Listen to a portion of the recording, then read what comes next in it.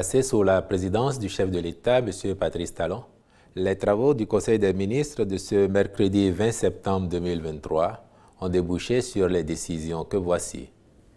Au chapitre des mesures normatives, ont été adoptés sous cette rubrique les décrets portant approbation des statuts de l'Agence nationale d'aménagement du territoire, approbation des statuts modifiés de l'Agence de développement des arts et de la culture et nomination des membres de son conseil d'administration, approbation des statuts modifiés de l'Agence nationale des patrimoines touristiques, création du centre d'assistance psychiatrique de Kpomassé et approbation de ses statuts, nomination de commissaire aux comptes près le service d'aide médicale d'urgence et près la Chambre des métiers de l'artisanat du Bénin. Au titre des communications, en point 1, agrément de société au Code des investissements. Le Conseil a approuvé les demandes de 3 sociétés sollicitant le bénéfice de dispositions incitatives du régime B du Code des investissements pour le développement de leurs activités.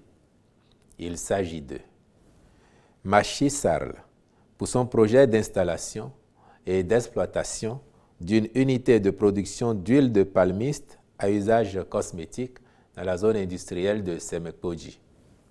Sonimex FB Sarl pour l'installation et l'exploitation d'une ligne de laminage à chaud dans le cadre de la fabrication de fer à béton à partir de la ferraille recyclée dans la zone industrielle de Semekpoji.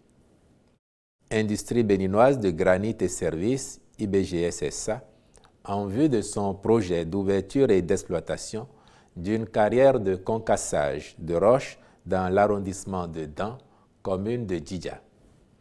Les facilités ainsi offertes aux dites sociétés induiront la création d'environ 300 emplois permanents, le renforcement du tissu industriel et une plus-value pour l'économie nationale. En point 2, implémentation de la phase pilote de l'initiative des classes socio-éducatives dans 20 collèges d'enseignement général.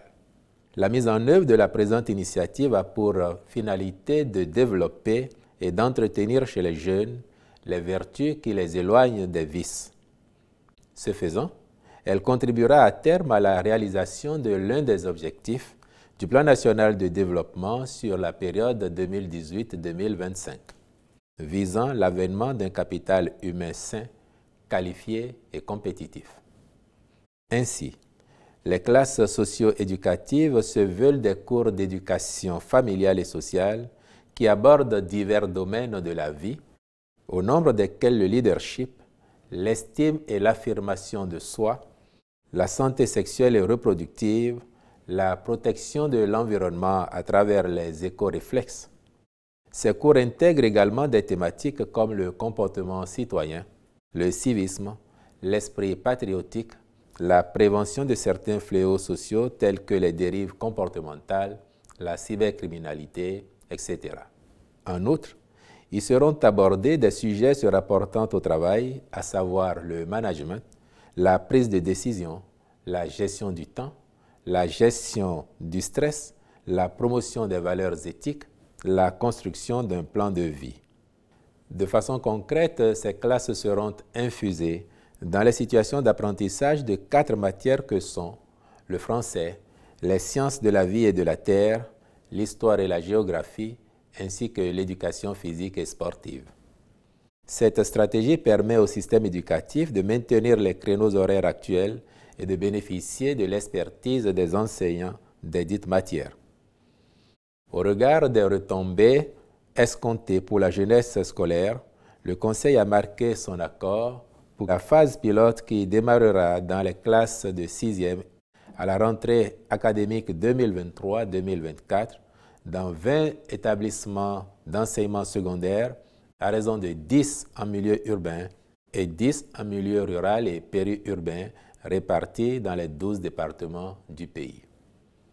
Les ministres concernés en assureront la bonne exécution en vue de garantir son succès. Au chapitre des rencontres et manifestations internationales, il a été autorisé l'organisation de la cérémonie d'inauguration du Centre d'information et de coordination du système d'échange d'énergie électrique ouest-africain le 9 octobre 2023. La célébration au Bénin de la 43e journée mondiale de l'alimentation et de la 27e édition du Téléfood le 16 octobre 2023. La 26e édition de la Journée nationale de mobilisation pour la lutte contre les troubles dus à la carence en iode le 27 octobre 2023, puis la participation du Bénin à la 10e conférence des parties à la Convention cadre de lutte anti-tabac de l'OMS et à la 3e conférence des parties au protocole pour éliminer le commerce illicite des produits du tabac au Panama du 20 au 30 novembre 2023. Je vous remercie.